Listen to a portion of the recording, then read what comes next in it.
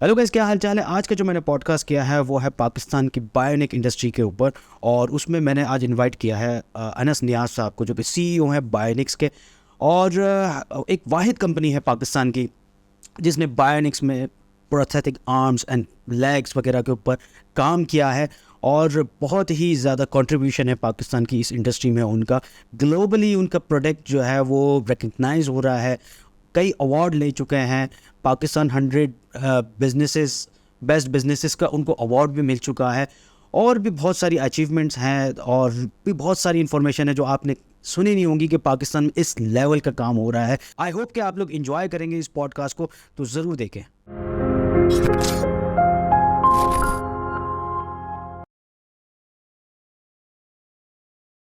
अनस भाई, ये बताइए कि ये जो आपकी कंपनी है बायोनिक्स, बायोनिक्स की जर्नी क्या है, कैसे स्टार्ट किया आपने, और उसके पीछे क्या रीज़न था कि यार नहीं मुझे ये काम करना है पाकिस्तान में।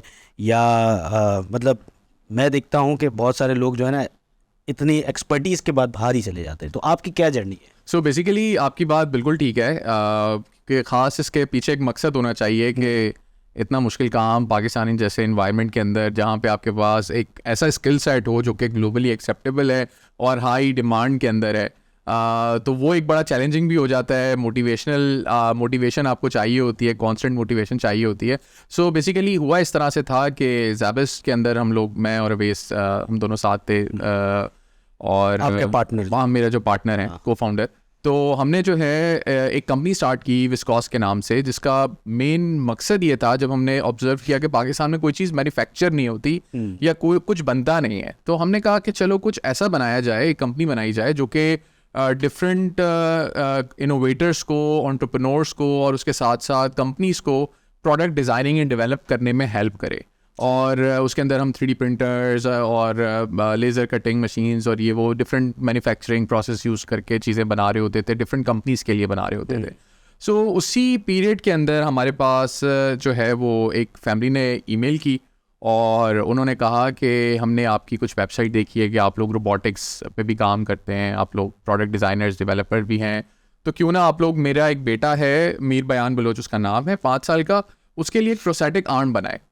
सो हमें ज़िंदगी में हमने कोई डिसेबिलिटी अपनी ना फैमिली में देखी थी, ना ही कहीं बाहर कहीं पे देखी थी, या देखी भी होगी तो हम अक्सर लोगों की तरह आप मतलब कि वो थोड़ा सा देख के और फिर कहते हैं अच्छा चलो ठीक है, मतलब इतना फोकस नहीं किया होगा। सो अब हुआ ये कि जब वो बच्चा आया 5 साल का हमारे ऑफिस, छोटा सा बच्चा था, और मज़े की बात ये थी कि उसको उर्दू भी नहीं आती थी, बिकॉज वो तुर्बत से बिलोंग करते थे। अच्छा। और वो जो है ना बलोची में अपनी फैमिली से बात करता था, और वो फिर ट्रांसलेट करके हमें बोलते थे कि ये बोलना चाह रहे हैं। तो फर्स्ट टाइम आए, उन्होंने कहा कि आप प्रोस्थेटिक्स बनाए हैं, तो हमने कहा जी हम कोशिश कर सकते हैं, मतलब कि कभी किया नहीं है but we can try something. और उससे हमने पूछा कि इस बच्चे को कैसा प्रोस्थेटिक चाहिए, तो फैमिली ने इंसिस्ट किया कि नहीं, इसको जो है ना इसकी स्किन कलर का हो, इसके आप देख लें, हाथ देख लें, मैच हो जाए, ये हो जाए, वो हो जाए। तो बच्चे ने कहा कि नहीं, मुझे तो आयरन मैन का प्रोस्थेटिक चाहिए, आयरन मैन का प्रोस्थेटिक चाहिए। और वो बहुत छोटा सा 5 साल का बच्चा था, और हमने कहा यार ये तो बहुत अच्छी बात है, बिकॉज आयरन मैन का कंपैरेटिवली हमें भी थोड़ा सा अपील करता था, और हमने कहा कि चलो इसको एक आयरन मैन का प्रोस्थेटिक बनाए। सो हमने इनिशियली उसको मैकेनिकल सा प्रोस्थेटिक बनाया, नॉर्मल सा, और वो इतनी आसानी से नहीं बना, हमें तकरीबन कोई 2-3 महीने लगे उसको। इनिशियल मॉडल जो बड़ा बेसिक सा था, ऑल्दो उसमें इतना कुछ खास नहीं था, लेकिन स्टिल उसके लिए बहुत कुछ था। तो अब होता ये था कि वो हर वीक जो है ना हमारे पास आते थे साइजिंग्स देने और इस तरह से। तो हर दफ़ा जब वो आता था तो कभी उसका साइज सही नहीं आता था, कभी उसके अंदर कोई और इशू, कभी उसकी एक फिंगर नहीं चल रही, कभी दूसरी फिंगर नहीं चल रही, तो और वो मैकेनिकल था, उसके अंदर कोई रोबोटिक्स इन्वॉल्व नहीं थी। अब एक दिन क्या हुआ, हमने कहा कि यार ये बच्चा रोज़ आता है, हमसे रोज़ सवाल करता है, और इतने छोटे से बच्चे को हम रोज़ आना भेज देते हैं, और वो करता क्या था कि हम जो भी डिफरेंट प्रोस्थेटिक आर्म्स बनाते थे ना, तो वो अपना हाथ के ऊपर लगा के कोशिश कर रहा होता था कि कोई सा तो फिट हो जाए, आज मैं घर चला जाऊँ लेके। तो हमने कहा कि यार आज जो है ना इसको मायूस नहीं करना। तो मैंने और अवेस ने तकरीबन 2 रातें और 2 दिन, मतलब कि हमने सूरज भी नहीं देखा होगा, तो हमने ऑफिस में बैठ के हमने कहा नहीं यार इसका काम करना है, वरना ये आएगा फिर सवाल करेगा, तो इसको करते हैं कंप्लीट। सो हम लोग 2 दिन तक लगे रहे, उसको बनाते गए, डिफरेंट डिज़ाइन ट्राई किए, सारी चीज़ें की, और एक बड़ा मैकेनिकल सा आर्म उसके अंदर कुछ फिश स्ट्रिंग्स थी और इस तरह से हमने बना के उसके लिए दिया। वो बहुत खुश हुआ उससे। अच्छा। और उसने जो है ना 2-4 चीज़ें उससे पकड़ी भी, और उसकी एक बड़ी फेमस पिक्चर है, अगर आप मतलब कि बायोनिक्स को सर्च करेंगे गूगल पे तो वो हमेशा आती है कि वो अपने प्रोस्थेटिक हैंड से एफिल टावर उठाया हुआ है। आयरन मैन प्रोस्थेटिक हैंड से एफिल टावर उठाया हुआ है, और उसके जो फेस है ना वो उसकी अचीवमेंट को जाहिर कर रहा है कि वो कितना खुश है। अच्छा, अब हुआ ये कि हमने वो प्रोस्थेटिक बनाया, हमने कहा चलो इट्स अ कॉमन थिंग, इसको हम अपनी कंपनी का एक CSR रखेंगे और लोगों की जो है ना बस जो आएगा कांटेक्ट करेगा, हम बना के देते रहेंगे। अच्छा, अब हुआ ये कि वो स्टोरी हो गई वायरल। पता नहीं कहाँ से लोगों ने मतलब कि उसको इंटरनेशनल मीडिया पे देखा, इधर उधर देखा, और एक बड़ी पॉजिटिव न्यूज़ पाकिस्तान से गई। और जब वो पॉजिटिव न्यूज़ पाकिस्तान से गई तो फिर लोगों ने हमें कांटेक्ट करना शुरू कर दिया, यार हमें भी बना के दो। अब हमने कहा कि यार जब तक हम इसको एज अ चैरिटी मॉडल रखेंगे या इसको हम काइंड ऑफ आप कह लें कि CSR ही रखेंगे तो कभी भी हम इस प्रोडक्ट को इम्प्रूव नहीं कर सकते, कभी भी हम इसमें एक्सेलेंस लेके नहीं आ सकते। सो हमने कहा नहीं, इसको एक सोशल एंटरप्राइज बनाते हैं और इसमें एक डिफरेंट लोग मज़ीद टीम हायर करते हैं जो और बेहतर दिन के मतलब के सिनर्जीज हमारे साथ बन जाएं, और फिर हम इस प्रोडक्ट को बनाते हैं एक state of the art world class product बनाते हैं और कॉस्ट इफेक्टिव बनाएंगे। और फिर जब हमने सर्च किया तो हमें ये पता चला कि जिस रीजन में हम लोग हैं उस रीजन में ऑलमोस्ट दुनिया की 60% डिसेबल पॉपुलेशन रहती है। और कोई भी ऐसी कंपनी मौजूद नहीं है इस रीजन में जो कि इस तरह का प्रोडक्ट बनाती हो। तो bionics is only one company. हाँ, मतलब कि अब तो दुनिया में 3 है टोटल, सॉरी इस रीजन में 3 है टोटल, जिसमें एक हम भी हैं। सो हमने कहा नहीं यार, इसको एक अच्छा सा प्रोडक्ट बनाते हैं, और इस तरह से हमारी जर्नी स्टार्ट हुई उस बच्चे के साथ। उस बच्चे ने इनिशिएट कराया एंड अब वो चीज़ें अल्हम्दुलिल्लाह आगे बढ़। मतलब मैं अगर इसको ये कहूँ कि ये अचानक से एक बस जी बिल्कुल टर्न ले लिया कि ये करना नहीं था, लेकिन बस एक अचानक से टर्न आ गया और फिर उसमें मज़ा आने लग गया। मज़ा भी आने लग गया, और प्लस जब हमने लोगों की होप्स देखी ना कि क्योंकि ये चीज़ अवेलेबल नहीं है, और जाहिर सी बात है देखें अब किसी की लेग नहीं होती ना तो वो व्हीलचेयर के सहारे मूव कर सकता है। आप उसको मतलब किसी शॉप पे ले जाएंगे, आप उसको कहीं और ले जाएंगे, उसको बेड पे भी इधर उधर करके, और आप इलेक्ट्रिक व्हील चेयर्स भी आ गई हैं तो बड़ा इजीली रूम अराउंड हो सकता है, उसकी मोबिलिटी थोड़ी सी इजीली एक्सेसिबल हो जाती है। अब जिसका आर्म नहीं होता ना वो तो पानी भी खुद नहीं पी सकता। तो जब हम ये बात सोचते थे तो हम कहते थे कि यार एक चीज़ अल्लाह ताला ने हमें दी है, एक टैलेंट हमें दिया है, और अगर ये हमारी रिस्पॉन्सिबिलिटी है, अगर हम ये काम नहीं करें या इसको छोड़ दें तो मे बी आगे चल के हमसे सवाल हो कि यार जब तुम्हें एक स्किल दी गई थी लोगों को हेल्प करने की, एक रास्ता भी दिखा दिया था, तो फिर उसको परस्यू क्यों नहीं किया। तो फिर हमने इसी को सोचते हुए स्टिल इसको कंटिन्यू किया और चैलेंजेस के बावजूद कंटिन्यू किया। अच्छा, ये जो प्रोस्थेटिक टेक्नोलॉजी, इसके ये जो प्रोस्थेटिक आर्म्स और लेग्स वगैरह है, इसके पीछे बेसिकली टेक्नोलॉजी क्या है? एक तो आर्म होता है जो सिंपल सा, जिसमें कोई मूवमेंट नहीं होती है, बस उसको फिक्स कर दिया जाता है, वो एक बड़ा है कि आपका एक आर्म है, वो दिखा रहा होता है। और एक होता है जो हम इंटरनेशनली भी देखते हो, मैंने आपके भी कुछ देखे हैं कि उसमें फिंगर्स भी मूव हो रही है, वो मूवमेंट इस तरह भी हो रही है, मतलब आपके रिस्ट भी जो है कुछ एंगल्स मूवमेंट कर रहे हैं। तो इसके पीछे टेक्नोलॉजी क्या है बेसिकली? सो बेसिकली जब हमने, क्योंकि हम तो रोबोटिक्स इंजीनियर्स थे, हमें तो पता नहीं था कि ह्यूमन एटॉनमी क्या होती है, अंदर किस तरह से मसल्स मूव होते हैं एवरीथिंग। ये सब हमने इंटरनेट से ही पढ़ा। जो इंटरनेट एक्सेस हर किसी के पास है वही इंटरनेट हमारे पास है, कोई हमारे पास कोई अलग से, अब तो चैट GPT भी आ गया, तो पहले तो वो भी नहीं था हमारे पास। तो अब हमने जो है जब उसको पढ़ना शुरू किया तो हम बड़े अमेज हुए कि अगर आप एक असली इंसान का हाथ बनाना चाहें, एक्चुअल जिस तरह से मूवमेंट होती हैं, तो आपको कम से कम भी 26 मोटर्स चाहिए और थाउजेंड्स ऑफ सेंसर्स चाहिए जो आपको प्रेशर बताए कि आपने कितना पुश किया है, कितना नहीं किया, टेम्परेचर बताए कि ठंडा है, गर्म है, और किस लेवल का ठंडा है। सिर्फ ये नहीं बताया कि ठंडा गर्म है, बल्कि उसके मीडियम जो लेवल ज़्यादा है बताए। और फिर आपको जो है और भी बहुत सारी चीज़ें होती हैं कि अचानक से कोई काम खुद से हो जाता है। जब अक्सर लोग क्रिकेट खेल रहे होते हैं तो बॉल आती है तो खुद से हाथ चला जाता है और बॉल हम कैच कर लेते हैं। तो जब हमने ये देखा कि यार ये तो बड़ा एक कॉम्प्लेक्स प्रोसेस है, तो हमने फिर उसको स्टेप में तोड़ा और हमने इनिशियली उसकी कुछ मूवमेंट्स जो थी, जो प्रैक्टिकल मूवमेंट्स थी जो हर इंसान यूज़ करता है कोई भी काम करते हुए, जिसको हम पिंच मूवमेंट कहते हैं। इसके अलावा डिफरेंट जेस्चर्स होते हैं ऑलमोस्ट 5-6, तो वो हमने इम्प्लीमेंट किया, उसमें मोटर्स ऐड की। फिर अब चैलेंज सबसे ज़्यादा हमारे पास क्या था कि 26 मोटर्स हम ऐड कर नहीं सकते तो इतना भारी हो जाता, भारी हो जाता एग्जैक्टली। और दूसरा चैलेंज ये था कि हमारे यहाँ जो इन्वायरमेंट है उसमें अनफॉर्चुनेटली जब हमने ये काम शुरू किया था तो एक डॉक्टर से हम मिले, तो हमने कहा कि हम ये आर्म्स बनाते हैं। तो उसने एक बड़े एक सेंटेंस के अंदर जो है ना वो हमें समझा दिया था कि आप लोग गलत डायरेक्शन में हैं। वो कैसे? उसने कहा कि देखें, गरीबों के हाथ कटते हैं, अमीरों की टांगें कटती हैं बिकॉज ऑफ डायबिटीज़। हाँ। और जो लेबर वर्क करता है उसके हाथ कट जाते हैं, तो आपको इसके पैसे तो कोई देगा नहीं। मतलब अगर किसी का हाथ कट गया तो वो अफोर्ड ही नहीं कर सकता, आप बेशक कुछ भी बना ले।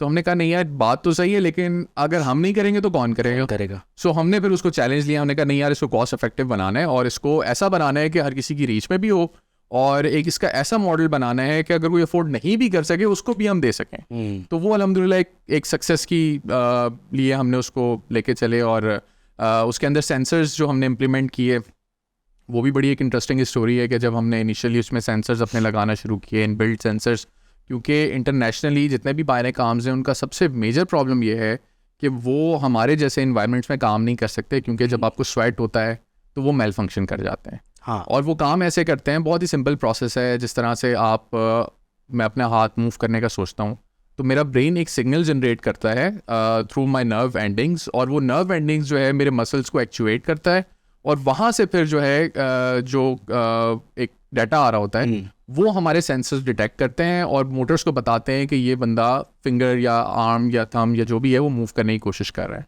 तो वो तमाम प्रोग्रामिंग वो फ्रैक्शन ऑफ सेकंड्स में हो जाती हैं। जिस तरह से आपने जब आप देख रहे थे, हमारे कुछ यूज़र से मिले थे, तो वो एक छोटी सी बच्ची, उसको हम नहीं समझा सकते कि तुम सोचो और ये करो वो करो, उसने तो बस किया और उसके फिंगर्स बंद होना शुरू हो गए। तो हमें उस प्रोसेस को, कॉम्प्लेक्स प्रोसेस को आसान भी करना था कि हर कोई इसको ईजिली समझ जाए, यूज़ करने लगे, और उसके साथ साथ उसको अफोर्डेबल भी बनाना था और ड्यूरेबल भी बनाना था और लाइट वेट भी बनाना था। तो ये तमाम चैलेंजेस को फिर हमने साथ लेके लेके आगे बढ़े। तो ये जितने भी मैं अगर इसको इस तरह समझूं कि एक सेंसर है जो अगर लेट सपोज एक बंदे का हाथ ही शोल्डर से ही कटा हुआ है, तो वहाँ से जो ब्रेन से जो वेन्स आ रही हैं, तो उसके साथ आप कुछ सेंसर्स को कनेक्ट कर देते हैं अपने प्रोस्थेटिक आर्म्स के साथ। बिल्कुल ऐसे ही है। सो ये इस तरह से समझे जिस तरह से आपके स्विचेस हैं, स्विच बोर्ड है, और आपके मल्टीपल, एक लाइट का है, एक बल्ब का है, एक जो है वो आपके किसी और इक्विपमेंट का है। तो आप जो बटन प्रेस करते हैं तो उसके हिसाब से वो चीज़ हो जाती है। सो हमने अब होता क्या है कि ब्रेन भी आपको जो है ना सिग्नल्स दे रहा होता है, ऑल्दो वो इतना सिंपल नहीं होता कि बटन आप प्रेस करें। एग्जैक्टली वही मैं कह रहा हूँ, कोई इतना सिंपल नहीं है, लेकिन उसको आसान अल्फाज में लोगों को समझाने के लिए, तो हमारा ब्रेन जो है ना हर तरह का सिग्नल डिफरेंट तरह से देता है। अब वो जो डिफरेंट तरह का सेंसर्स होते हैं, सिग्नल्स होते हैं, वो हमें सेंसर से पता चलता है कि ये किस टाइप का सिग्नल है। क्या ये एल्बो ऊपर करना चाह रहा है, क्या ये एल्बो नीचे करना चाह रहा है, क्या ये अपनी मुट्ठी खोलना चाह रहा है, मुट्ठी बंद करना चाह रहा है, और एल्बो ऊपर करनी है तो कितनी करनी है, एल्बो नीचे करनी है तो कितनी करनी है। तो ये तमाम चीज़ें फिर हम उसमें प्रोग्राम करते हैं। और इसके अंदर अभी हमने रिसेंटली AI भी इम्प्लीमेंट की हुई है। तो आप जितना उसको यूज़ करते हैं वो उतना बाय द टाइम इम्प्रूव होता रहता है सिस्टम, और ह्यूमन भी सीख रहा होता है और वो हमारा प्रोस्थेटिक आर्म भी सीख रहा होता है। अच्छा, AI की अभी आपने बात की, आर्टिफिशियल इंटेलिजेंस की, पाकिस्तान में हर बंदा बात कर रहा है, मैं सिखा रहा हूँ, मैं ये कर रहा हूँ, मैं वो कर रहा हूँ, लेकिन अभी तक आर्टिफिशियल इंटेलिजेंस को पाकिस्तान में समझ कोई नहीं सका है। तो आपके जो प्रोडक्ट है उसके अंदर AI किस तरह काम कर रही है? सो बेसिकली देखें, AI जो है ना वो मतलब कि लोग इंस्पायर होते हैं चैट GPT से और बाकी चीज़ों से, because it's too very much accessible, हर कोई देख रहा है और वो सर्च करता है और उसको उसके रिजल्ट्स मिल जाते हैं। लेकिन AI एक्चुअली डिफरेंट टाइप्स की AI होती हैं। It's not just one AI के जी आपने कंटेंट लिख लिया है, कंटेंट अलग होता है, मशीन लर्निंग के लिए एक अलग प्रोसेस होता है और वो बड़ी डिफरेंट है, वो बहुत टेक्निकल हो जाएगा। लेकिन अब जैसे हमारा प्रोस्थेटिक आर्म है, वो करता क्या है कि आप जो भी अपनी मूवमेंट्स कर रहे होते हैं वो उसके अंदर एक डाटा रिकॉर्ड हो रहा होता है। अब वो जो डाटा रिकॉर्ड हो रहा होता है वो डाटा एवरी 3 days के बाद वो अपना सिस्टम अपडेट कर लेता है। अब वो किस तरह से करता है, वो ये देखता है कि जब उसने एक सर्टेन मूवमेंट की तो क्या वो मूवमेंट परफॉर्म हुई या नहीं हुई। वो 1000 टाइम्स 2000 टाइम्स जैसे जैसे यूज़र यूज़ कर रहा होता है वैसे वैसे वो तमाम डाटा उसके पास आता है और वो अपना एल्गोरिदम जो है ना उसके हिसाब से इम्प्रूव करता रहता है।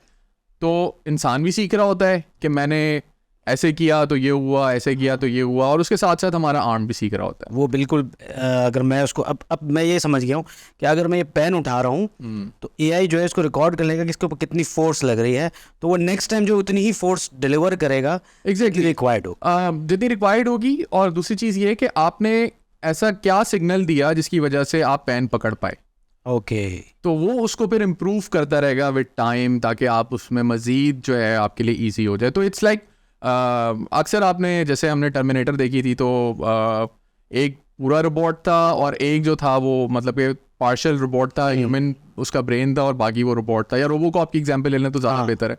तो आपने देखा होगा रोबोकॉप हमेशा एक बड़ी एडवांस टेक्नोलॉजी से फाइट कर रहा होता है। एग्जैक्टली। तो हम समझ लें रोबोकॉप बनाते हैं जिसमें पूरी टेक्नोलॉजी ह्यूमन इंटरफेस के साथ कनेक्टेड है, सही। और chat GPT is kind of that robot जिससे वो फाइट कर रहा होता है। Okay. तो दोनों अपनी अपनी जगह बड़ा अहमियत रखते हैं, लेकिन इसके अंदर ह्यूमन के पास बहुत ज़्यादा फ्रीडम होता है to control that device. It's not entirely AI which is controlling the device. अच्छा मुझे ये बताएं अनस भाई, आपकी जब एक कंपनी है बायोनिक्स, इसने अभी तक क्या क्या जो है आइटम्स बनाए हैं अभी तक? क्योंकि प्रोस्थेटिक के अंदर जो मैं समझता हूँ कि जो बायोनिक्स है उसके अंदर हैंड्स, आर्म्स, फिंगर्स, आइज, ये सब चीज़ें इंटरनेशनली चीज़ें मैं देख रहा हूँ कि वो बन रही होती है। तो आपकी कंपनी जो है वो क्या क्या बना रही है? सो करेंटली पाकिस्तान में, क्योंकि इतनी ज़्यादा एडवांस टेक्नोलॉजी में, क्योंकि आप सोच नहीं सकते कि लोग आज एआई की बातें कर रहे हैं और वो ये नहीं देख रहे कि यार हमारा एक दूर दराज गांव देहात में एक बंदा बैठ के बायोनिक आर्म एआई के साथ यूज़ भी कर रहा है। हाँ, तो हम एक ग्लोबल पर्सपेक्टिव पे तो चैट जीपीटी और बाकी चीज़ों के बारे में बात कर रहे होते हैं, लेकिन हमें यही नहीं पता कि हमारे पड़ोस में या इतनी दूर एक छोटे से गांव में एक बंदा जो है उसी एआई रोबोटिक आर्म के साथ बैठ के घास काट रहा है, बिकॉज उसे सोचा ही नहीं होगा कि ये चीज़ हमारे यहाँ अब जो इंट्रोड्यूस हुई है उससे पहले काफ़ी अर्से से काम कर रहे हैं उसके ऊपर। तो अब इसके अंदर जो सबसे ज़्यादा इम्पॉर्टेंट एलिमेंट होता है वो यही होता है कि हम लोग आर्म्स पे पहले थे, जिसमें हमारे फिंगर से लेके फिर हम लो एल्बो पे आए, मिसिंग पाम पे आए, फिर ग्रेजुअली अबव एल्बो पे आए, फिर उसके बाद उन लोगों के ऊपर आए जिनके दोनों हाथ शोल्डर से नहीं। अच्छा, जिनके दोनों हाथ शोल्डर से नहीं होते वो तो एक्सट्रीम केस हो जाता है, मतलब कि वो तो मतलब कि उनकी ज़िंदगी तो तकरीबन ख़त्म हो चुकी होती है। तो वो एक बड़ा चैलेंज था। और ख़ास तौर पे जब एक स्टोरी वायरल हुई थी, आपने देखा होगा, दाऊद लाहौर से था, उसकी वाइफ थी, उसने उसको छोड़ा नहीं था और उसको करंट लग गया था, उसके दोनों हाथ चले गए थे। तो इस तरह खैर काफ़ी सारे केसेस हैं अनफॉर्चुनेटली। लेकिन हमने कहा कि नहीं यार, हम ऐसा नहीं है कि हम आर्म्स के या अबव एल्बो के बाद डायरेक्टली शिफ्ट कर जाएं लेग्स के ऊपर। हमने कहा नहीं, पहले सोल्यूशन पूरा कर रहे हैं। पहले हमने दोनों कंप्लीट उसको बना लिया, और माशाल्लाह से एक बच्ची है लाहौर में, सहर, वो यूज़ भी कर रही है उस तरह का आर्म, और वो बहुत ज़्यादा एडवांस है। मतलब कि वो शायद दुनिया में नॉट साउथ एशिया, दुनिया में हार्डली 2-4 मुल्कों के पास वो सोल्यूशन होगा। अच्छा। मतलब कि वो इतना मुश्किल प्रोडक्ट है। और उसमें भी ख़ास बात यह है कि अगर आप वही सेम लेवल का प्रोडक्ट यूएस में, यूके में या कहीं भी किसी भी दुनिया के किसी भी कोने में लगवाने जाते हैं तो उससे पहले आपको सर्जरी परफॉर्म करवानी पड़ती है। अच्छा। हमारे केस में सर्जरी की ज़रूरत नहीं होती, क्योंकि हमारा जो एआई सिस्टम है वो इतना ज़्यादा स्ट्रॉन्ग है कि वो विद टाइम लर्न कर लेता है। तो ये एक हमारी अचीवमेंट थी और वो अल्हम्दुलिल्लाह मतलब कि वो है। उसके बाद हम लेग्स की तरफ आ गए। अभी हम स्पेशली छोटे जो बच्चे होते हैं उनकी लेग्स हम लोग बना रहे हैं, और उसके साथ साथ हमने एक और इंटरेस्टिंग चीज़ स्टार्ट की है जिसको हम एक्सो ग्लव्स कहते हैं। और वो एक्सो ग्लव करता है क्या है, जो भी स्ट्रोक पेशेंट्स हैं या जो ऐसे लोग हैं जिनके हाथ हैं लेकिन वो काम नहीं करते किसी वजह से, तो उनको हम ग्लव पहनाते हैं और वो ग्लव उनको एक्स्ट्रा पावर देते हैं उनकी फिंगर्स को, ताकि वो मूवमेंट्स कर सकें। सही। तो वो चीज़ हम कर रहे हैं।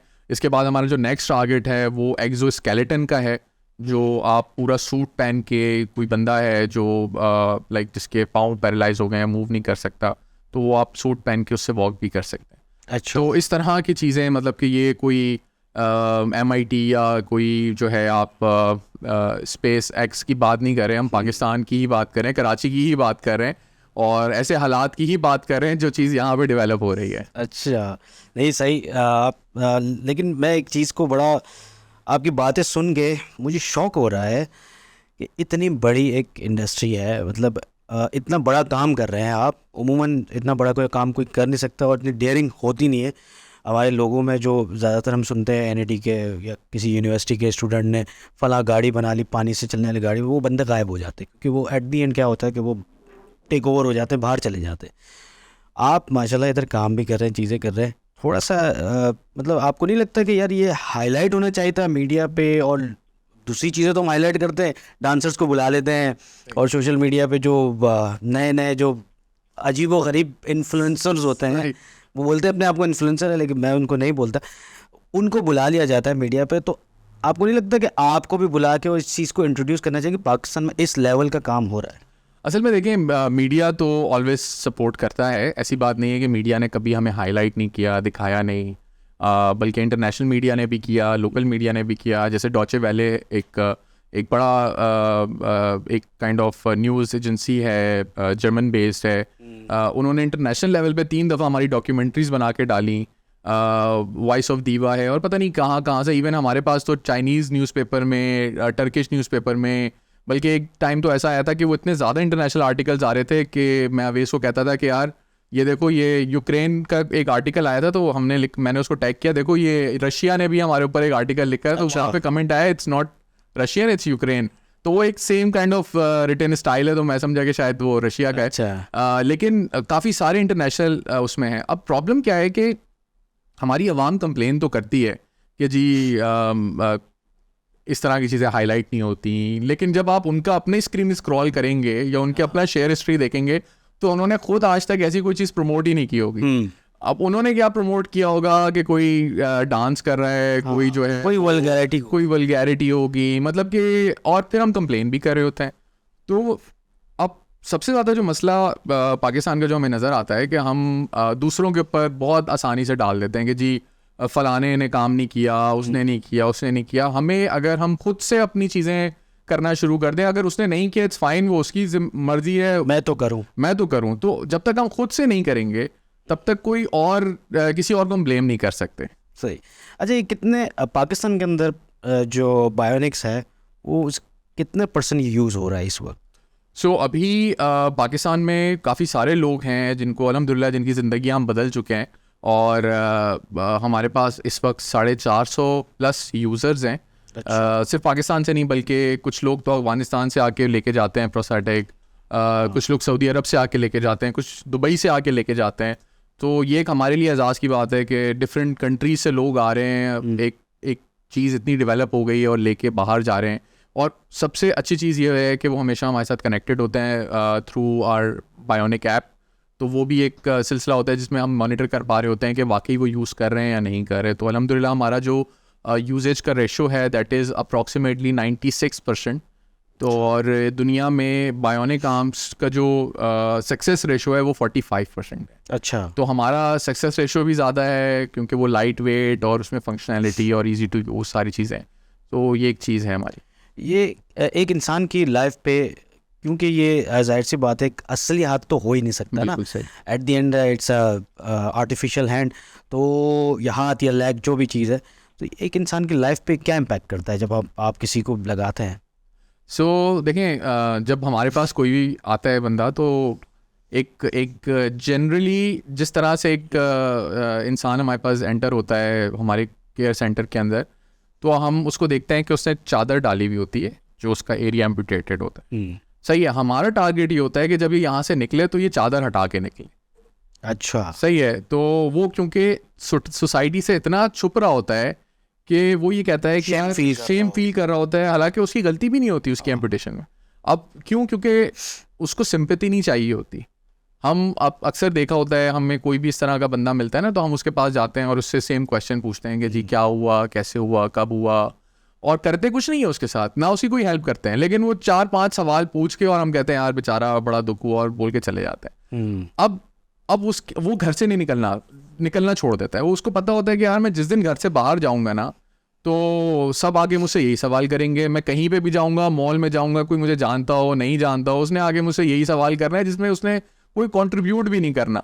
सो वो जो है ना चादर डाल के रखता है और कोशिश करता है कि ऐसे लोगों से छुप के रहूं, और कहीं ना कहीं किसी ना किसी कोने में बैठा हुआ आपको नजर आएगा, रादर देन कि वो किसी पब्लिक प्लेस पे आपको फैमिली के साथ या किसी के साथ एंजॉय करता हुआ नजर आए।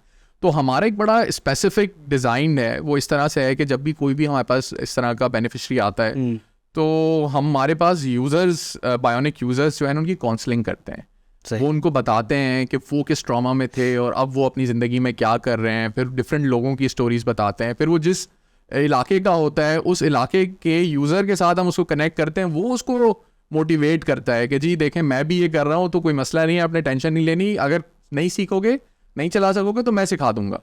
तो वो एक कम्युनिटी काइंड ऑफ बन गई है, तो उससे क्या होता है कि उसका कॉन्फिडेंस बहुत ज़्यादा बूस्टअप हो जाता है। और ऐसे ऐसे लोग जो पब्लिक से छुप रहे होते हैं, पब्लिक से डर रहे होते हैं, जब वो लास्ट डे होता है तो हमारा एक बड़ा प्रोसेस का शामिल है कि हम एक उसकी वीडियो शूट करते हैं और वो यकीन करें कि बेस्ट परफॉर्मेंस देता है उस वीडियो के अंदर, क्योंकि वो बड़ा ओरिजिनल होता है, उसके दिल से आवाज़ आ रही होती है कि मैंने ये कर लिया, आज मैंने पहली दफ़ा 8 साल में पानी कभी नहीं पिया था, आज मैंने पानी पी लिया अपने हाथ से।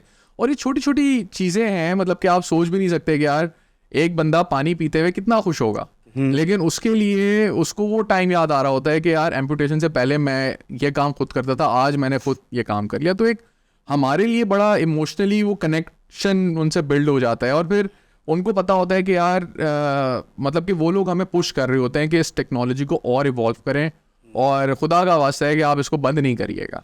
ये तो मतलब एक ये हो गया कि आप एक कोई चीज़ उसको दे तो रहे हैं, साथ साथ थेरेपी भी कर रहे हैं बेसिकली। हाँ बिल्कुल, वो एक क्योंकि प्रोसेस है। जब तक देखें हमारे यहाँ अनफॉर्चुनेटली जो ट्रीटमेंट होता है ना, हम समझते हैं से दवाई से ठीक हो सकता है, लेकिन उसके साथ साथ आपको उसके साथ बिहेवियर भी अच्छा रखना पड़ता है, आपको उसको काउंसलिंग करनी पड़ती है और इर्रिस्पेक्टिवली कि वो कहीं से भी आया हो, कैसे भी कपड़े पहने हुए हो, उसने बेशक उसके पास शाम के खाने के पैसे भी ना हो, हमारे पास जो लेवल ऑफ ट्रीटमेंट है सबका इक्वल होता है।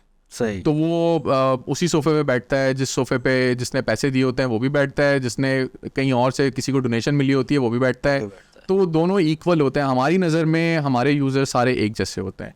तो वो जब वो चीज़ देखते हैं ना कि यार ऐसा ट्रीटमेंट मुझे पाकिस्तान में मिल रहा है, और अक्सर हम और लंच भी हमारी तरफ से फ्री होता है उसमें ना। अच्छा। तो जो भी आता है तो उसके साथ जो है वो लंच हमारा होता है कि यार स्पेसिफिकली लंच टाइम पे या चाय का ये वो सारी चीज़ें। तो हम कोशिश करते हैं कि अपनी तरफ से ज़्यादा लोगों को बेहतर करें, और हमने ये देखा है कि जब आप लोगों के साथ रवैया बेहतर करते हैं तो अक्सर हम कंप्लेन करते हैं यार पाकिस्तानी जो है ना वो कोई चीज़ फ्री में मिल रही होती है तो बहुत एक्सेसिव यूज़ कर लेते हैं और ये हो जाता है वो हो जाता है। लेकिन हमने देखा है कुछ ऐसे लोग भी होते हैं जिनको हम लंच ऑफर करते हैं तो कहते हैं, हालांकि उनके पास शायद पैसे भी नहीं होते, वो हमें दिख रहा होता है कि यार नहीं है, लेकिन फिर भी कहते हैं नहीं हम कर लेंगे अपना, हमें नहीं चाहिए। तो मतलब ऐसे भी लोग होते हैं। अच्छा, 2005 में पाकिस्तान में ज़लज़ला आया था और बहुत बड़ा डिज़ास्टर था हमारी हिस्ट्री का, हज़ारों लोग शहीद हुए थे उसमें और कई सारी जो है वो इंजर्ड थे, ज़ख्मी थे, सारी चीज़ें हुई थी। तो ज़ाहिर सी बात है बहुत सारे लोग डिसेबल भी हुए उसमें। तो उसमें आपकी जो कंपनी है उसके बाद जब बहुत सारे लोग आपके पास आए होंगे तो उसमें आप लोगों का रोल क्या था? सो 2005 तक तो अनफॉर्चुनेटली हम लोग शायद कॉलेजेस में थे, कॉलेज से भी नहीं स्कूल में थे, तो इनिशिएट नहीं किया था उस वक्त, हमने सिर्फ डोनेशन। लेकिन वो बाद में तो वो ढूंढते हाँ आए हो। बिल्कुल मुझे याद है कि रिसेंटली हमारे पास एक पेशावर से एक फैमिली आई थी और उन्होंने जो है ना एक अखबार का छोटा सा टुकड़ा उनकी जेब में था। सही। तो वो कहीं मुआज़ की गिटार प्ले करते हुए कोई तस्वीर जो है ना अखबार में छपी थी, तो वो छोटा सा टुकड़ा उसने फोल्ड किया हुआ था, वो पॉकेट में रख के पता नहीं कहाँ ढूंढ के वो पेशावर से हमारे पास आए थे कि जी ये मैंने ये ऐड देख के जो है ना मैं आप तक पहुँचा हूँ।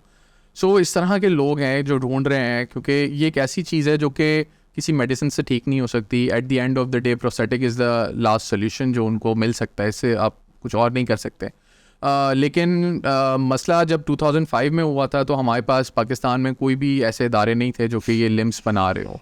तो फिर एमरजेंसी के तौर पे ICRC एक बहुत बड़ा इंटरनेशनल इदारा है जो कि वर्ल्ड वॉर 2 के अंदर उसने बड़ा एक्टिवली काम किया और एक बड़ी ऑर्गेनाइजेशन बनाई जिसके अंदर लिम्स वो फ्री ऑफ कॉस्ट पूरी दुनिया में देते थे और अपने लोगों को भी रिहेबिलिटेट करते थे। It's a German organisation.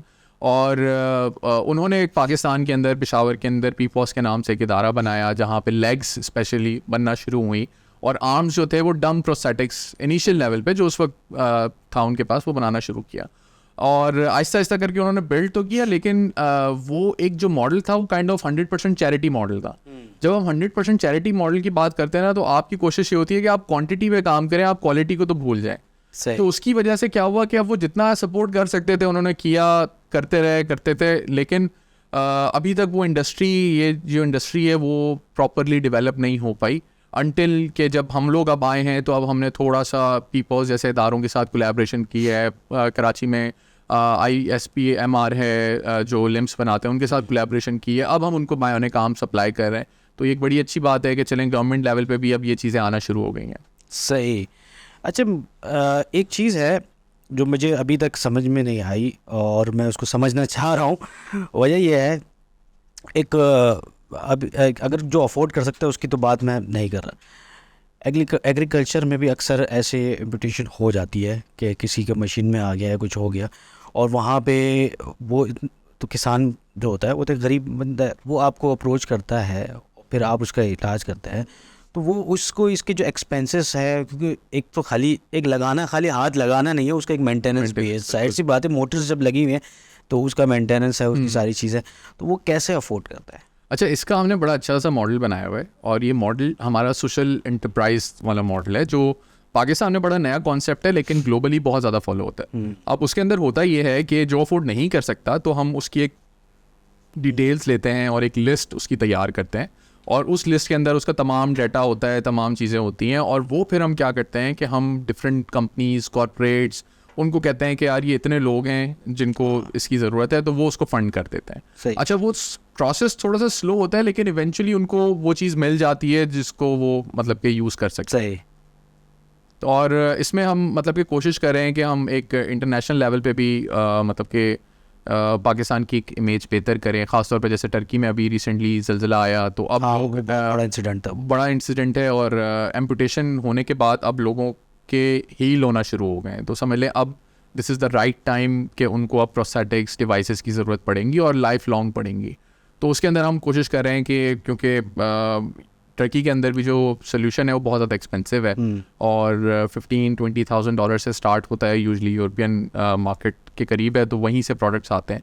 तो हम कोशिश कर रहे हैं कि यहाँ से फिर वहाँ के लोगों की हेल्प करना शुरू करें, विद कोलैबोरेशंस करें बड़ी बड़ी NGOs के साथ ग्लोबल लेवल पे कि टर्की में हम ये काम करना चाहते हैं। सिमिलरली यूक्रेन में, अफगानिस्तान में, सीरिया में, या जितने भी वॉर जोन्स हैं उसके अंदर हम अपना प्रोडक्ट दें।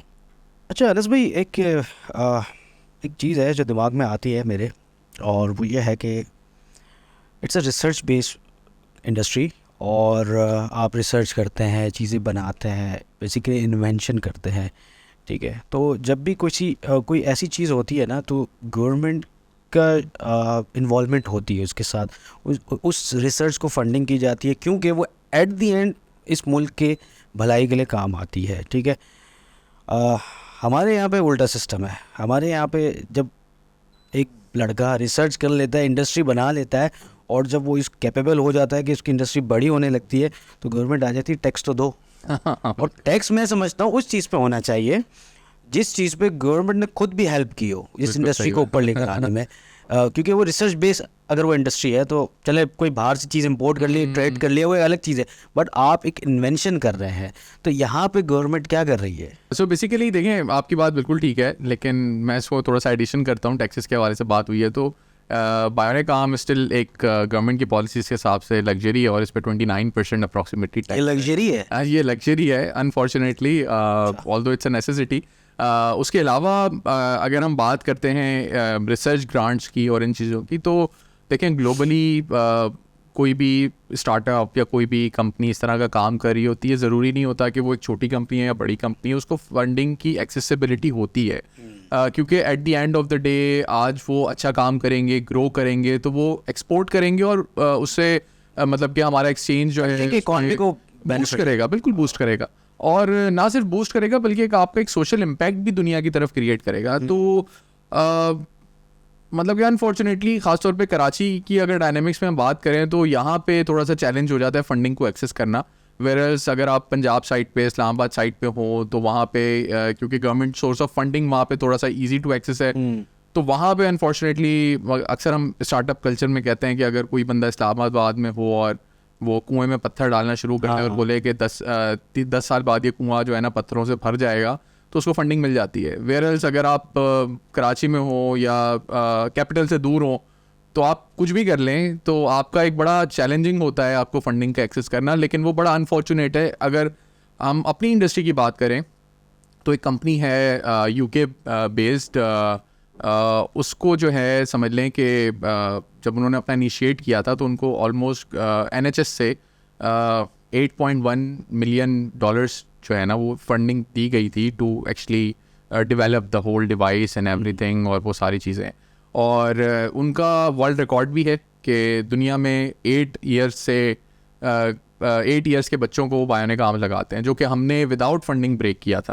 अच्छा। सो वो एक हमारी अचीवमेंट है जो कि हमने फंडेड स्टार्टअप को, नॉन फंडेड स्टार्टअप वो भी पाकिस्तान के अंदर रहते हुए वो ब्रेक किया। ये चैलेंजेस हैं, लेकिन इवेंचुअली एक बड़ा इजी होता है कि अगर आप अपनी डायरेक्शन खुद ले लें रादर देन अगर हम गवर्नमेंट से बहुत ज़्यादा एक्सपेक्ट करेंगे तो शायद हम सिर्फ एक्सपेक्टेशंस ही लगा के रखेंगे जो पूरा मुल्क कर रहा है, कि हम कुछ काम नहीं कर रहे सिवाय ये कि जी आज ये काम कोई और कर देगा, वो काम कोई और कर देगा। चाहे तो हर कोई छोटी छोटी कंट्रीब्यूशन करके अपनी रोड खुद बना ले रादर देन वेटिंग के आप गवर्नमेंट बनाए। तो बहुत सारी चीज़ें हैं, तो एक थॉट प्रोसेस है हमारा कि रादर देन के उनके ऊपर रिलाई करें, हम अपनी एक्सीलेंस पे काम करते रहें, अपने आप को पुश फॉरवर्ड करते रहें, और जब टाइम सही होगा तो इंशाल्लाह इतने सारे लोगों की हम काम कर रहे हैं, दुआएं इतने सारे लोगों की कि आज तक हम लोग सस्टेन कर रहे हैं, तो आई एम श्योर कि कुछ बेहतरी हो ही जाएगी कुछ टाइम में। अगर कोई डिज़ास्टर होता है, नेचुरल डिज़ास्टर है, कोई अर्थक्वेक आ गया या कोई ऐसी चीज़ आ जाती है, तो इस जो जिस कंट्री में आता है उस कंट्री की एक रिस्पॉन्सिबिलिटी होती है, उधर की गवर्नमेंट की एक रिस्पॉन्सिबिलिटी होती है कि वो जो डिज़ास्टर में जो लोग इंजर्ड हुए हैं या इफ़ेक्ट हुए हैं उससे, तो उसकी टेक केयर उनको करनी होती है। तो जब एम्पुटेशन हो जाती है उस डिज़ास्टर के अंदर, तो उसके लिए जो प्रोडक्ट्स होते हैं, तो क्या वो आपसे बनवाते हैं या कहीं और से आते हैं? अच्छा, ये भी एक बड़ा मसला है कि चलें आप अगर फंड नहीं कर रहे तो एटलीस्ट आप ईज़ ऑफ बिज़नेस या ईज़ ऑफ कुछ ऐसा कर लें कि हम इजीली अपना प्रोडक्ट दूसरों को दे सकें। हाँ। तो अभी इस तरह से होता है कि यूजली इस तरह के जो प्रोडक्ट्स हैं वो बाहर से इंपोर्ट होते हैं, और क्योंकि डॉलर आपको पता है बहुत ज़्यादा एक्सपेंसिव भी हो गया अब तो, और वो नॉन फंक्शनल डमी हैंड्स जो हैं वो सेम कॉस्ट कर रहे होते हैं जितना हमारा प्रोडक्ट जो फंक्शनल बायोनिक आर्म कॉस्ट कर रहा होता है। लेकिन अब उसमें मसला ये आ जाता है कि गवर्नमेंट मंगवाती भी बाहर से और उसको सब्सिडाइज भी कर देती है।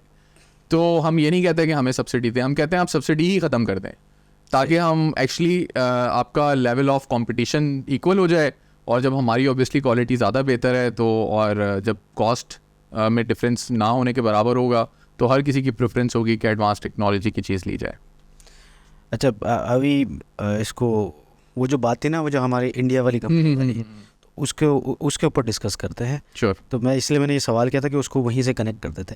तो मैं अभी एक सवाल करता हूँ कि फिर ज़्यादातर कहाँ से इंपोर्ट करते, मतलब ज़्यादातर किस कंट्री से मंगवाए जाते हैं? ठीक है, तो अनस भाई, ये जो प्रोडक्ट्स हैं जो कंपनी हमारा गवर्नमेंट जो है वो मंगवाती है, इंपोर्ट करती है और उसको सब्सिडाइज करती है, तो वो ज़्यादातर किस कंट्री से आते हैं फिर? सो बेसिकली अगर आप बहुत एडवांस टेक्नोलॉजी की तरफ जाते हैं तो वो ज़्यादातर यूरोपियन मार्केट होती है, और अगर आप लेग्स की बात करें स्पेशली, जिस तरह से एक इदारा है जयपुर फुट के नाम से, इंडियन इदारा है, उनका बड़ा एक लकड़ी का प्रोस्थेटिक है, उन्होंने पाँव बनाया हुआ है एक लकड़ी का, उसको रबड़ से कोटिंग वगैरह करके वो बनाते हैं, और वो उनकी फॉरेन पॉलिसी का हिस्सा है कि वो करते क्या हैं कि डिफरेंट कंट्रीज़ के अंदर उन्होंने अपने सेटअप्स बनाए हुए हैं, और जिसकी भी एम्पुटेशन हो जाती है उस मुल्क के अंदर, ख़ासतौर पे लेग की जो एम्पुटेशन हो जाती है, तो उस कंट्री को वो फ्री ऑफ कॉस्ट दे रहे होते हैं।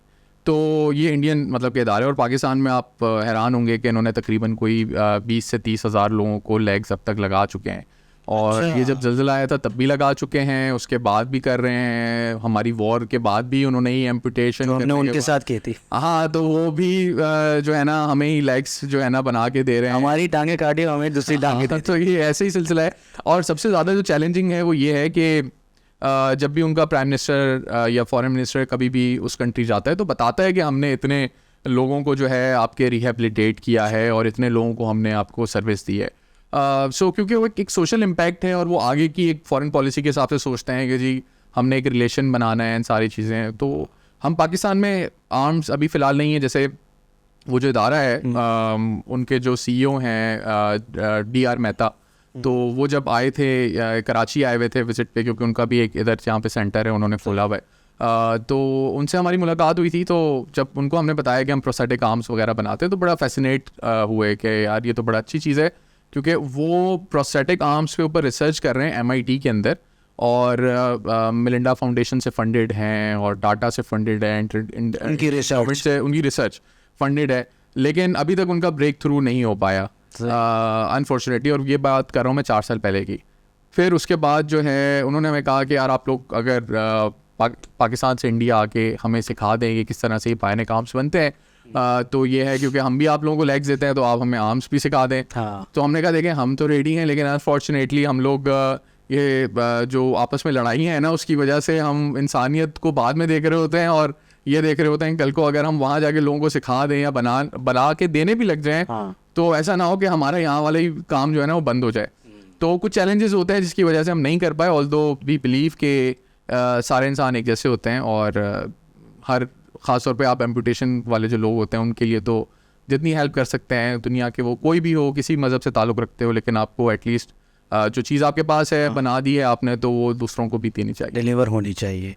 बिल्कुल। अभी आपने ये जो बात की ना कि उनको फॉरेन मिनिस्टर जब आते हैं वो हमेशा कोट करते हैं, तो यहाँ पे पाकिस्तान की जो गवर्नमेंट है वो आपकी मदद के साथ अगर वो भी पाकिस्तान इंडिया में ये आर्म, क्योंकि जो उनकी रिक्वायरमेंट है अगर आर्म जो है वो वहाँ पे देती है, ठीक है, तो हमारा भी फॉरेन मिनिस्टर जाके उनको बता सकता है ना। बिल्कुल। जिस तरह से अभी वो विज़िट करने गए हुए हैं तो क्या ही बात होती कि अगर इस तरह का कोई हमारी एम्बेसी ये काम कर रही होती वहाँ पे हमारे साथ मिलके और हमारे फॉरेन मिनिस्टर वहाँ जाते और बताते कि जी हमने 5,000 10,000 इंडियंस के जो है वो आर्म्स जिनके कट गए थे उनको हमने लगा के दिए, तो वो एक इम्पैक्ट ही बड़ा डिफरेंट हो जाता है। सो ये एक थिंक टैंक होता है, ये एक सोच होती है जो कि अनफॉर्चुनेटली हाँ मतलब हम उस तरह से सोचते नहीं है इस डायरेक्शन में, ऑल्दो मतलब कि सोचना चाहिए क्योंकि जब एक चीज़ है और दुनिया से सस्ती है, ऐसा भी नहीं है कि आप इतना महंगी चीज़ दे रहे हैं, दुनिया से सस्ती है तो आपको ये काम मैं समझता हूँ करना चाहिए, बट आई एम श्योर कहीं ना कहीं पाइपलाइन में होगा ज़रूर। हमारी गवर्नमेंट चीज़ें इंपोर्ट करने में ज़्यादा खुश है, उसकी वजह यह है कि उसमें पैसे बच जाते हैं। सही बात है। अच्छा, मैं अरस भाई आखिरी 1-2 सवाल करूँगा मैं आपसे। इस टेक्नोलॉजी को और इस इंडस्ट्री को, स्पेशली बायोनिक कंपनी को अगर मैं बात करूँ क्योंकि गिनी चुनी कंपनी है, और तो इसको आप ग्लोबली 3 साल में या पाकिस्तान में अगले 3 साल कहाँ देख रहे हैं? 3 साल हम समझते हैं कि हम बड़े अच्छे टाइम के अंदर हमने ये चीज़ डेवलप की है और ख़ास तौर पे जब डॉलर महंगा होता जा रहा है तो एक लोकल इंडस्ट्री हमारी एम्पावर हो रही है मज़ीद, तो हम इसको एक्सपोर्ट की तरफ जाएंगे तो बहुत ज़्यादा हमें बेनिफिट्स होंगे। अपार्ट फ्रॉम दैट हमारा जो अल्टीमेट गोल है वो यही है कि हम टेक्नोलॉजी देखें, अल्टीमेटली आपने इम्प्रूव करनी है, वो एक प्रोसेस है। आप अदरवाइज़ आप नोकिया की तरह जितनी बड़ी कंपनी हो ख़त्म हो जाएंगे अगर आपने अपने आप को जो है वो वक्त के साथ चेंज नहीं किया। सो रिसर्च भी चलती रहेगी, सारी चीज़ें चलती रहेंगी, तो हम ये देखते हैं कि हम इंटरनेशनली इसको एक्सपोर्ट करेंगे और उसके बाद पाकिस्तान जैसे जितने भी गरीब ममालिक हैं वहाँ पे हम सब्सिडाइज़ करके कम से कम कॉस्ट के अंदर देंगे ताकि हमारा सोशल इम्पैक्ट भी बरकरार रहे और उसके साथ साथ जो है मतलब कि टेक्नोलॉजी भी इतनी एडवांस हो जाए, जो कि अभी हम देख रहे हैं कि ख़ास तौर पे यूएस और इस तरह के जो कंट्रीज़ हैं वहाँ पे लोग अपनी एम्पुटेशन खुद करवाते हैं इस तरह की टेक्नोलॉजी लेने के लिए। बड़ी एक अजीब सी बात है, एक बड़ा अच्छा ऐसा कॉन्सेप्ट है कि खुद कटवा देते हैं बिकॉज एक जब हम ग्रो कर रहे होते हैं तो विद टाइम हमारे बायोलॉजिकल लिम्स जो है ना वो कमज़ोर होने लगते हैं, बुढ़ापे की वजह से हाथ काम नहीं कर रहा, पाँव काम नहीं कर रहा, तो वो उस एज पे आने के बाद वो चेंज ही करवा लेते हैं। अच्छा, तो और ये वक्त दूर नहीं है कि आप 10-15 साल बाद होता हुआ देखेंगे कि जब जैसे फॉर एग्जांपल किडनी इम्प्लांट्स हो जाते हैं, आप चेंज करवा लेते हैं, बाकी चीज़ें हो जाती हैं, तो ये भी इसी तरह से आपके लिम्स का भी एक प्रोसेस आएगा कि जब आप एक सर्टन एज पे आ जाएंगे तो then you will be having an options कि आप जो है वो बायोनिक आर्म ले लें या लेग ले लें या इस तरह से कोई चीज़। अच्छा, हमारी टेक्नोलॉजी इतनी एडवांस है पाकिस्तान की और इस कैपेबल है कि वो एक ग्लोबल ब्रांड बन सके? बिल्कुल बन सकता है, लेकिन सबसे ज़्यादा चैलेंज ये है कि पाकिस्तान को सबसे पहले इटसेल्फ एक ब्रांड बनना है, क्योंकि जब भी हमसे कोई कांटेक्ट करता है डिफरेंट कंट्रीज से और जब वो देखते हैं कि यार ये काम तो बड़ा अच्छा हो रहा है और वो सर्च करते हैं कि अच्छा एड्रेस जो है इसका कराची पाकिस्तान है, और जब वो कराची पाकिस्तान सर्च करते हैं तो उनको जली हुई बसें नज़र आती हैं और उसमें टूटी हुई रोटें नज़र आती हैं, तो उसकी हिम्मत नहीं बनती कि यार यहाँ से कोई चीज़ ली जाए, ऐसा ना हो कि इसके अंदर कुछ चीट रेशो बहुत ज़्यादा है। चीट रेशो बहुत ज़्यादा है। इस तरह से मैं आपको एग्जाम्पल देता हूँ, एक बड़ा वियर्ड सा वाक़या हुआ था हमारे साथ। हम जाइटेक्स एक दुनिया का one of the biggest technological event होता है यूएई के अंदर, और वहाँ पे हम गए हुए थे, तो हमारे साथ एक यूज़र था जो ब्लैक कलर का आर्म पहना हुआ था और वो यूज़ कर रहा था सारी चीज़ें। तो एग्जैक्टली मुझे याद मेरे जहन से निकल गया, किंग का जो बेटा है बड़ा मशहूर है, आपने देखा होगा यूएई के, शायद आपको नाम याद हो, मेरे जहन से निकल गया। खैर तो अब वो आ रहा था, तो हम लोग खड़े हुए थे, तो उसके जो प्रोटोकॉल ऑफिसर था, हमने उसको बताया कि यार ये बायोनिक आर्म है और इससे ये है टेक्नोलॉजी है। वो बड़े फैसिनेट होते हैं इस चीज़ों से। तो उसने कहा यार आप लोग खड़े हो जाओ, वो जैसे ही आएगा ना आपने उससे हैंडशेक कर लेना है बायोनिक हैंड से। तो हमने बोला यार चलो ज़बरदस्त, ये तो एक हम इतना खर्चा करके दुबई जो है वो एग्जीबिशन में गए हैं, पाकिस्तान को रिप्रेजेंट करने हैं, तो एक बड़ी अच्छी हमें जो है ना पिक्चर मिल जाएगी कि वहाँ के किंग के बेटे ने जो है ना उसे हैंडशेक कर लिया। सो वो थोड़ी देर तक खड़ा रहा, खड़े उसने एकदम मेरी तरफ देखा और उसने पूछा कि तुम्हारा मुल्क कौन सा है। तो मैंने कहा पाकिस्तान। तो उसने दूसरे बंदे को बोला यार ऐसा तो नहीं है कि इसके हाथ में कोई एक्सप्लोजिव या कोई ऐसी चीज़ हो। उसने बोला इसको यहाँ से भगाओ। तो उन्होंने हमें जो है ना वो बोला कि आप नहीं मिल सकते, आप लोग दूर खड़े हो जाओ। अच्छा। तो लेकिन फिर भी इट्स फाइन, मतलब कि अल्टीमेटली हमारे मुल्क की इमेज हमारे लोगों ने ही बनाई है और हमारे लोग ही बेहतर करेंगे और हमारे जैसे लोग ही बेहतर करेंगे। तो इट्स फाइन कि अगर आज वो नहीं मिले तो शायद हो सकता है हम किसी एक ऐसे स्टेज पे आएँ, ग्लोबल स्टेज पे आएँ, जहाँ पे उनको खुद फ़ख्र हो कि हाँ यार चलो एक टेक्नोलॉजी है जो यूएई के लोगों को एम्पावर कर रही है। तो मतलब फिर भी देखें पाकिस्तान का कितना बैड इमेज है कि उसको ट्रस्ट नहीं था कि यार कहीं। अनफॉर्चुनेटली ऐसा ही है, लेकिन इस तरह के जो भी इवेंट्स होते हैं ना तो हम उससे मायूस नहीं होते, बिकॉज वी नो कि हमने पहले क्या किया है जिसकी वजह से हमारे साथ ये हो रहा है। इट्स फाइन, मतलब कि आप अगर यही सोचते रहेंगे कि हमें तो कोई सपोर्ट नहीं करेगा, ये नहीं होगा वो नहीं होगा, तो आप हमेशा उस नेगेटिव चीज़ें ही सोचते रहेंगे। तो इट्स बेटर कि आप पॉजिटिविटी के ऊपर सोचें। आप सोचें कि अगर वो आज हमसे मिलने से डर रहे हैं तो हो सकता है आप अपनी टेक्नोलॉजी को इम्प्रूव करके उस स्टेज पे आ जाएं कि वो खुद अप्रोच करें। तो हार नहीं माननी चाहिए, काम करना चाहिए, और ख़ासतौर पे ऐसा काम जिसमें लोग खुश हो रहे हैं, जिनकी दुआएं मिल रही हैं, रोज़ पानी पीते हैं, खाना खाते हैं, रोज़ याद करते होंगे। तो फिर ये एक नेवर एंडिंग प्रोसेस है और इस पैशन को फिर हम मज़ीद आगे लेके जाएं। लास्ट क्वेश्चन करूँगा कि आपका फ्यूचर गोल क्या है? सो फ्यूचर गोल यही है कि पाकिस्तान से एक ऐसा ब्रांड इमर्ज हो जो कि दुनिया में, जिस तरह से हम नेस्ले को जानते हैं, जिस तरह से नेस्ले को तो खैर हम बहुत बुरे अल्फाजों से भी जानते हैं, शेल को जानते हैं बुरे अल्फाजों से, लेकिन कुछ अच्छे ब्रांड्स भी हैं, नाइकी है, एडिडास है, जिनकी हाई क्वालिटी प्रोडक्ट्स दुनिया भर में मशहूर है। अनफॉर्चुनेटली पाकिस्तान से कोई भी ऐसा ब्रांड आज तक नहीं निकला।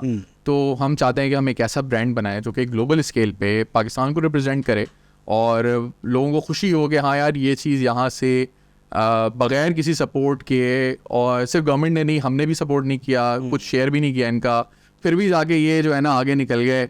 और मतलब कि ये चाहते हैं कि एक वो स्टेज आए जहाँ पे रिकग्निशन जो है वो हमें किसी से लेने की ज़रूरत ना हो, ना हमें आवाम को बोलने की ज़रूरत हो कि वो शेयर करें, बल्कि वो खुद ही प्राउडली जो है वो फील करें। जैसे अक्सर हम उन पाकिस्तानियों की अचीवमेंट शेयर कर रहे होते हैं जो शायद ज़िंदगी में कभी पाकिस्तान आए नहीं है, तो उनकी तस्वीरें देख के हम खुश हो जाते हैं कि यार हमारा बंदा नासा में, बेशक उसका कोई कनेक्शन ही ना हो। तो हम चाहते हैं कि इस तरह से चीज़ें हों और लोकल ग्रास रूट लेवल से हों। Thank you very much Anas भाई, आपके साथ बात करके बहुत मज़ा आया, बहुत सारी इन्फॉर्मेशन, क्योंकि ये इंडस्ट्री जो है वो बहुत ज़्यादा हिडन ही है पाकिस्तान में, इतना ज़्यादा हम देखते नहीं हैं, तो बहुत सारी इन्फॉर्मेशन मुझे भी मिली है। Thank you. नेक्स्ट टाइम इंशाल्लाह ज़रूर आपको दोबारा से बिठाएंगे और फिर दोबारा और बातें करेंगे। तो आप लोग भी देखते रहिए थॉट ऑन टेप।